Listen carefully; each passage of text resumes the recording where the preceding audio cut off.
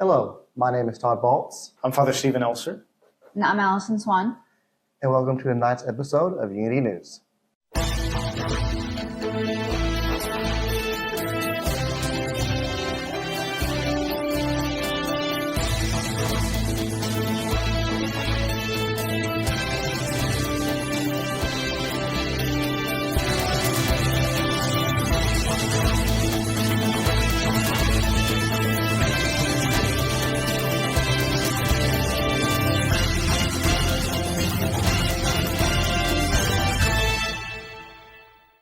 Welcome back to the December episode of Unity News.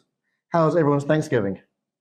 Good. It was nice. Yeah, a good time with family and friends. Excellent. It was a nice Yeah, I time. went to Memphis. You go to Little Rock, Father? Went to Little Rock, yeah, after our Thanksgiving Day Mass, and spent some good time with the family. Wonderful. Well, Christmas is definitely in full swing. We've had the parade, our local community parade. We've had several pageants. I know the Bells of Christmas by Bazaar Chair and the Bazaar had a pageant. Who put that on this year? My sister, Nicole Trueblood, is the one that handles the pageant part of the Bazaar. Was there a good amount of people showing up for that? Yeah, we made several $1,000s off the pageant this year. Wonderful. Between the pageant entries, the door, and concessions that we had. So that was a big fundraising event for us. Excellent. Well, I know this is coming, on December 22nd on that Sunday. So we just had, I think, St. John's had their Christmas Carol concert this previous Wednesday. I know Sutton's had some Christmas events, and then I think upcoming, probably actually earlier today, other churches are finishing up and rounding out their Christmas celebrations. But one thing St. Paul's just did was a bazaar, and we have with us tonight our Bazaar Chair Allison Swann. So tell us, I was there. The food was great. Mm-hmm. Yes. The candy was really good. Mm-hmm. The decorations were really bright and vibrant this year, I felt like. But were we successful? It looked good, but were we successful? Yes, we were very successful. We had a lot of generous people from the church and from the community that came out. And we haven't put together like a for sure total, but I would be comfortable in saying that we made $60,000. Oh my goodness! So we definitely surpassed our goal that we had set. And really amazed with the turnout this year. So awesome. The school can be painted like how many different colors? Each classroom get their own like paint scheme. What? I think that they're going to stick to just 2 different colors. Going to keep it kind of neutral, classic. They're going to do beige on the walls, and like a. So nothing inspiring the students to learn. No, there's no learning, and that's no. We don't want to. No, yeah. Okay. I think we're just kind of sticking with the main parts of the building. I don't think we're getting in the classrooms, are we? Are we getting in the classrooms? I didn't think we are. No, I don't. I think that the hope is that maybe we can get it all painted. Okay. But the last I heard, we have not gotten the for sure estimate on the rest of the school, but they are going to be starting on the cafeteria over Christmas break. Wonderful. So, That'd be a nice little really surprise good. for the students to come back to. Yeah. Excellent. Well, how did the general store go? Because when we walked down the hallway, you had some really excited, some would say aggressive greeters who were trying to pull people in with the basket and say, here's a basket, fill it up. How did that go this year? It was really good. I think the kids really liked it. It made about $900. Okay. So good. as a new booth for the first year, just kind of a new thought we had, I thought it did really good. And it was something the kids enjoyed. I know my daughter came back with a box full of presents that she was going to give everybody. Oh, excellent. I thought it was really cute and something additional that the kids got to do. So the idea is the kids were shopping for family members, maybe friends. Whoever they wanted to shop for. That's great. Yeah, and then they were able to wrap it and make a tag out and leave with their shopping done, essentially. So, did we have a name for it? Is there a special name? I know Todd said general store. Yeah, we just called it the gift shop. Okay. Because when I was growing up, when we did that, it was called Santa's Secret Shop. Oh, so we might have to consider. We can steal that name or something along those lines. We might need to come up with something little fancier next year. Yeah. But it was kind of a trial just to give it a shot. Well, I thought it did good. I could tell just my limited experience, the kids who were involved helping out, passing out baskets, they were really excited to pass out the baskets. Yeah, good. Well, who won the raffles and drawings? We had some really good ones, the Montana trip, a whole bunch of meat. I think there may have been a gun, possibly. Was that a gun? No, not gun this year. Not this year. No. This year. So who won those? So the Yellowstone trip that we had, Renee Tyler won that. The Pritchard's Lazy Boy recliner was Judy Wirtz. Okay. The Nativity that we had, Donna Baltz won. The 50-50 was Stephanie Sutton, and the half beef was Trace Stommel. Okay, nice. And then do we know who got the Bother the Father silent auction? I know last year was live drawing. Mm-hmm. And then this year I saw it was moved to a silent auction. Do we have that figured out? It is Susan Meyer. Susan Meyer, yeah. Okay, wonderful.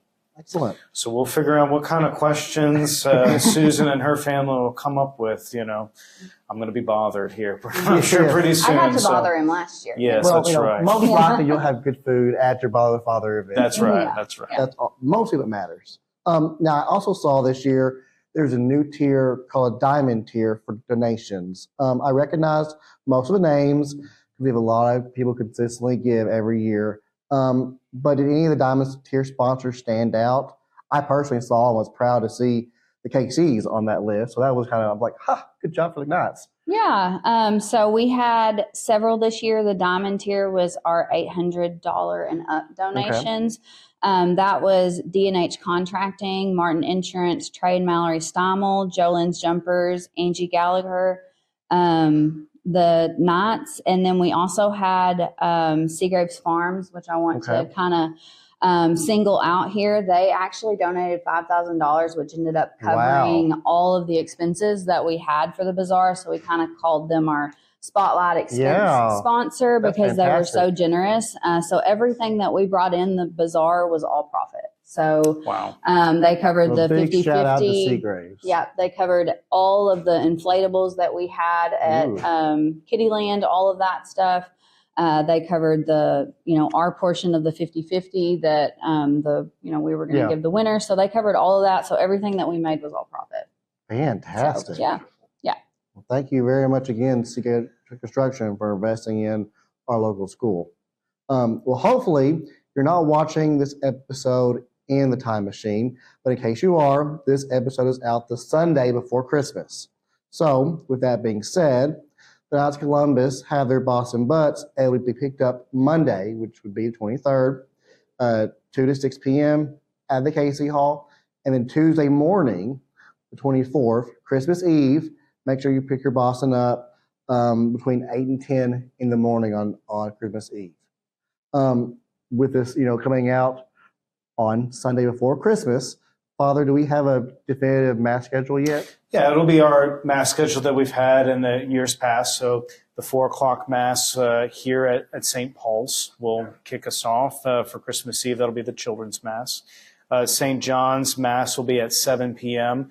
They'll do their Christmas play at 6:30 p.m. though. So the actual mass will start at 7, but to get there a little bit early for their Christmas pageant play.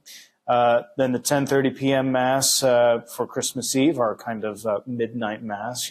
We'll get out at midnight, so that'll at least kind of make it out on Christmas. Right, it'll make it midnight-ish. So, and then 9:00 in the morning up at St. Joseph's in Corning. So on Christmas Day itself. So. And then after that 9 a.m. mass, you get to go Little Rock and see your family? Yes, I'll head down probably about noon or so to go see the family for Christmas. So. And then I know in the past we've been blessed to have Father Michael Wirtz come here, kind of give our resident priest a break. You get to be gone for a while, or Father Wirtz be here and you kind of take tag teaming?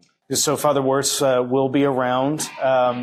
A little bit of both. So I'm going to have him take some masses probably that following weekend, which I have to say I'm very gracious that he does that. And, I probably said that before, but I'll say it again because, this is really his vacation time, right? So he really has no obligation to fill in or anything like that. So he does it out of the goodness of his heart. So I'm very, very grateful that he does do that for us. So, and for me, so. So yes, he'll be around after Christmas, filling in for a few masses here and there, and particularly on that weekend, especially. And I think I saw either through our new parish app or on Facebook as well that Father Wirtz was going to do a presentation while he was here. Yes, that's correct. Do we have a time, like a date for that yet? So the Eucharistic Revival Committee has been kind of talking about that, helping with that. We're going to do a little something on January the 4th. So that's Saturday, January the 4th. And it's going to be basic. It's going to start with Mass. So there will be a 4:00 Mass here at St. Paul's on that Saturday evening. Then that'll move into a dinner, I think even potluck, not just a dinner, but a little potluck here at 5:00. And then he's going to give a talk at 6:00. So it'll be just kind of 4, 5, and 6, right?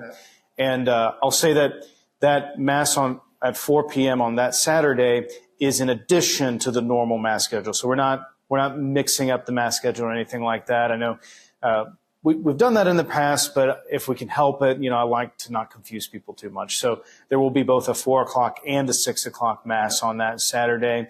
I hope everybody goes to the 4:00 thing and 4:00 Mass and comes over here for the presentation and everything. But I know some people have to go to the 6 or, scheduling and whatnot. So that's what he's going to do. The topic he's going to tackle for this time, last time he was here, we did more of a parish mission, which is kind of over the course of a few days. So that was over 3 days that he did that. This time it's just going to be kind of a 1 hour, maybe an hour and a half, but probably about 45 minutes of a presentation with some time for question and answer at the end. So that's why I say either an hour or an hour and a half or so, depending on how many questions there are. So, and he's going to focus kind of a little bit on the history of the Catholic Church. I know there's been some questions, at least from the young adults and from just various Catholics, that kind of asking, where did we come from? How was the church founded? Kind of talk about a little bit the apostolic origins of the church, kind of the canon of Scripture. He touched on some of that in his parish mission, but I know that not everyone was able to make it all 3 days for that particular event. So he's going to kind of hone in on some of those different topics for that particular evening on January 4th. So I actually just called him recently, and we kind of discussed the topic, and kind of he wanted some feedback as far as how to make this talk most applicable to our parishioners and what the needs are for our parish. So I mentioned to him some of those things, and so he's excited to get started on that. When I called him, he's a professor. So when I called him, he said, I'm grading papers right now. I'd much rather work on this talk. But at any rate, he's surely by now he's done grading papers and, working on that talk. I think he gets into town a little bit before Christmas, so probably here in the next day or two. And then we'll see him around after Christmas at Masses, and then at his event here coming up on January the 4th. Well, that's fantastic. I'm looking forward to hearing him speak again. Oh, yes. So in closing, our interview tonight is really an update from the regular host, Danny Ellis. He's been talking about the work of the Lord in his life and his health, and how the Lord has guided the hands of the medical professionals every step of the way as he's been on this recent journey of his. From the rest of us at Unity News, including Claire and Angie, Merry Christmas, and see you in the new year. Well, we're here tonight with host Danny Ellis. Surprise, surprise. It's good to see you again. Good to see you, Todd. Thanks for having me on tonight. Well, I've been trying to get you on for a while, but you've had some occurrences, mostly, unfortunately, negative, and I'm really glad to have you getting close to being back in the saddle. And so I was really happy to you agreed to come on, especially for Christmas, and kind of be almost like a Christmas miracle and a Christmas present for our viewers. So how have you been? Todd, I've been good. I'm back from Little Rock. I've got about 6 weeks off that I'm taking from treatments. For the viewers that may not know, I was recently diagnosed with stage 3 cancer, and it was a big shocker. And I've been undergoing treatments in Little Rock, and I'm home now, and for treatments, for rest and healing from the side effects of all of it. They are using chemo. I've learned so much about cancer and so much about the unfortunate side of all of this. Yeah. And of course, a lot of you know that my health has been bad for a year, and I finally wound up where I need to be. And I give God the credit for all that. Some people have said, well, why ain't you angry at God? I'm not angry at God. God worked this out, gave me wisdom to be where I'm at, and blessed me with a place, Carti Cancer Center in Little Rock, with great staff. I've got great caregivers. And they told me, they said, Mr. Ellis, we're not treating you for cancer. We're going to cure you. That's great to hear. Yeah, so it works body, mind, and spirit. It's a great Christian place. Supposedly, it's ranked the top in Arkansas. And when you have two major hospitals in Little Rock refer me there, yeah, they're good too. Hey, I'm in the right place. To God exactly. be so anyway. I'm very, very glad to hear it. You said that because of the chemo and that kind of depressing your immune system, you've been limited how you can get out. When do you see you're going to be able to be a little more active? Because right now it's wintertime. We have flu, we have pneumonia, we have a little bit of COVID. When can people either see you in public, or when do you want people to stop by and say hi? Well, the doctors told me, they said, now, okay, Mr. Ellis, your treatments have stopped. We're going to find out in January, the middle of January, if we beat the cancer. Wonderful. And if not, there'll be some further treatments. But they also told me, you are entering the most dangerous time of this. I said, what do you mean? I thought the chemo and the radiation and all that was a dangerous time. And they said, no, you are the most, because people get complacent. You go through the treatments, you want to go out and live a life and do the normal stuff. And they said, until the first of the year, avoid all contact with people, except your caregivers. Wear a mask, which I never was a big mask fan, but I've got a mask. And don't go out in public places. Unfortunately, church is a public place. So I'm using the benefits that we have at St. Paul's of the live stream. And so it's going to be at least a month. And by the time I went to Walmart today in the automotive center to get a battery for my tractor. Priorities. Yeah, priorities. But I've done everything right. To God be the glory. I'm not going to mess up now and, get out and catch COVID, RSV, the flu, because I know from the lab work they've done, my immune system is down. Oh, no. Yeah, so I cannot be around crowds of people. Now, people have come by, and the first thing I said, hey, we want to come see you. You have a cold, you have sinus infection, you have COVID. And I've had to turn away some people that I care about because, no, I can't take that risk. I've done everything right. I'm going to keep doing it right. So it's going to be a little bit, but Lord willing, you're going to see me soon. And Lord willing, I'm going to be back on the show in January for our kickoff of the 4th season of Unity News. Well, fantastic. I would be really happy to have you come back. It's been, so much fun doing all the things, but I would like to split some of this stuff up again. Yep. Do you have anything you can tease the viewers with for season 4? Well, we are a Christian ministry show. Let's keep a lot of that between the team right now. Okay. We've done everything from the season of miracles to hot topics.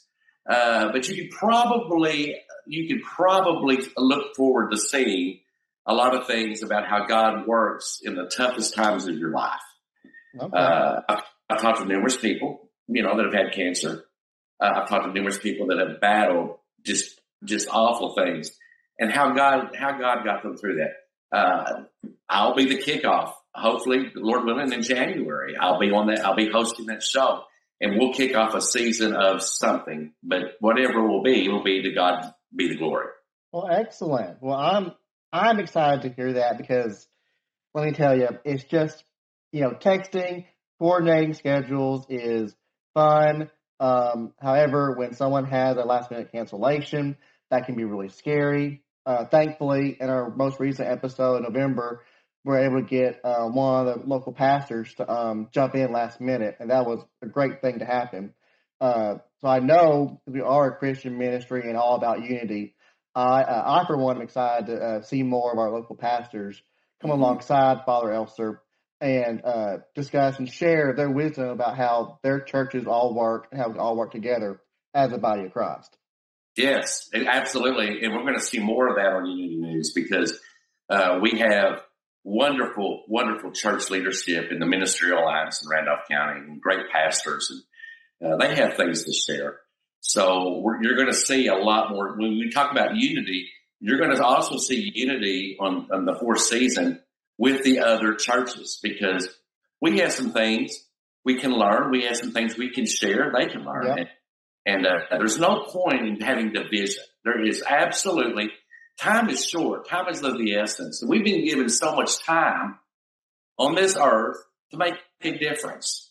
And it's time that we stop being divisive and welcoming to our brothers and sisters that are here, that are with us. And let's work with them. That's where we're going to go. And, you're getting too much out of me, Todd, but that's where we're going to be going. Well, I do have a surprise for the viewers. We have a returning popular guest coming on, at least to sit down with me in January, and hopefully Father Elster, and maybe if you're feeling up to it, Danny, but Father John is going to be coming around Pocahontas in early January, and I've already nabbed him and said, when you come, you're going to sit down. He said, good job. I will sit down with you somewhere. So, might be at another fireplace, but we're going to get Father John back. Here, in my place. Todd, that's what's wonderful. I could not think of a better guest to have on the show besides Father John Marconi. Yeah. I mean, wonderful. Good job. I'm looking forward to that. Even if I can't make the interview, perhaps we can do it remotely or for a part of it, but just actually having Father John Marconi, how appropriate. Oh, yeah. Exactly. And that's great. That's great. Well, we have, it is Christmas time. Obviously, you're thankful and grateful for the staff at Cardi. Do you have any special people you want to shout out from the medical community, from Cardi, that you want to say Merry Christmas to? Well, I want to say Merry Christmas to every one of our viewers. I also want to, talk about, my doctor at UMS, Olivia Locardo, the staff at Carti. I can't, there's so many of them that I can't really pinpoint anybody I want to shout out to. But I'm grateful for Carti. I'm grateful for UAMS. And I'm grateful for the staff at Unity News that y'all have kept the show going. I've watched the episodes and good job. And I'm so thankful that God's been good. God is good. To God be the glory. And that's what we need to realize. And as far as shout out to every one of the viewers that keep Unity News. Yeah. Watch us. You can go on our Facebook page. You go on our YouTube page. And you're keeping us going. And the best is yet to come, I promise. Amen. I'm here for that. Well, Merry Christmas and a Happy New Year to you, host Danny Ellis, and to our viewers. We will see you in the new year. Sounds good. Merry Christmas, Happy New Year to all the viewers, and good being with you, Todd, tonight. Thanks for having me on. See you soon, Danny. See you soon. Thanks.